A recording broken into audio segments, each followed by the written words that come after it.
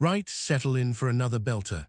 This is the tale of one of the funniest, most perfectly executed prank calls I've ever made, all centered on the Yorkshire Ripper outsmarting the police 9 times.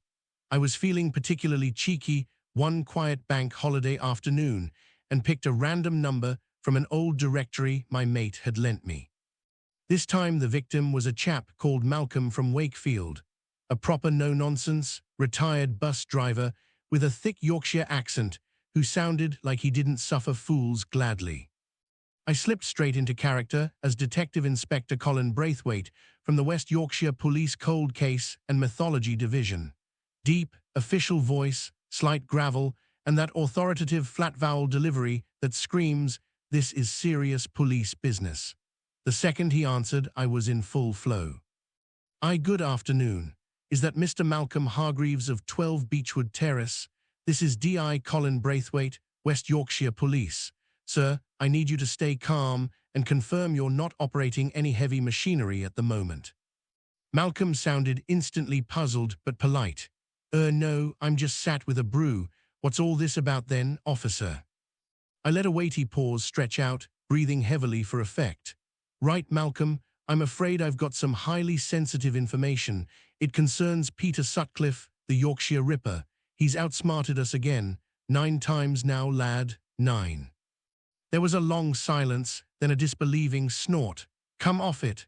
The Ripper, been dead donkey's years. I watched the funeral on the news. I kept my tone grave and professional. That's precisely what we wanted the public to believe, Malcolm. Official story for national security. Truth is, the man's a tactical genius. We've been chasing shadows while he's been running rings round the entire force. 9 documented escapes and humiliations. And I'm ringing because we believe you might be next. Malcolm started off confused, voice tinged with wary amusement.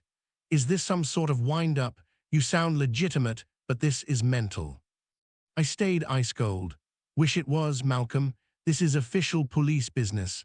First time he escaped by swapping places with a waxwork in the Black Museum. Second time he posed as the tea lady at headquarters for 6 weeks. But it's the later ones that have us proper embarrassed. His attitude was slowly shifting from mild confusion to engaged disbelief. I could hear him putting his mug down, attention fully hooked. I began the escalation, piling on the absurdity while keeping the delivery deadly serious. By the 5th time, he'd set up a sausage roll van outside Milgarth Police Station and was selling intel back to us about himself. Proper quality pork and sage, apparently. But the 9th time, Christ alive, Malcolm. The 9th time he got himself elected as chairman of the local neighborhood watch, under the name Pete Sutcliffe, formerly of Bradford. He's been running community safety workshops, teaching pensioners how to spot suspicious characters. The irony's thick enough to spread on toast. Malcolm's voice rose. You're having me on, chairman of Neighborhood Watch. That's ridiculous. I paused dramatically, then dropped the next bomb. We only twigged when he suggested installing more alleyway CCTV angled specifically at wheelie bins. And get this, he's been personally patrolling your estate on Thursday nights. Calls himself Ripper Patrol, but insists it's ironic.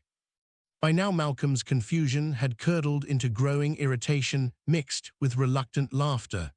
This is absolute bollocks, man. I'm not falling for it. He died in prison. Officially deceased, yes, I replied solemnly, lowering my voice. But he's got a Substack newsletter now. Ripper's Ramblings. Last edition was all about the best chip shops in Wakefield for a quick getaway, and he mentioned your street by name, Malcolm. Said number 12 has excellent rear access and a lovely shed for hiding purposes. His breathing quickened. How the hell does he know my house number? This isn't funny anymore. I ramped up the tension, speaking faster with fake urgency. We've had 9 near misses, Malcolm. Each time he leaves a calling card, a single red rose, and a packet of extra strong mints. Your card arrived this morning at the corner shop.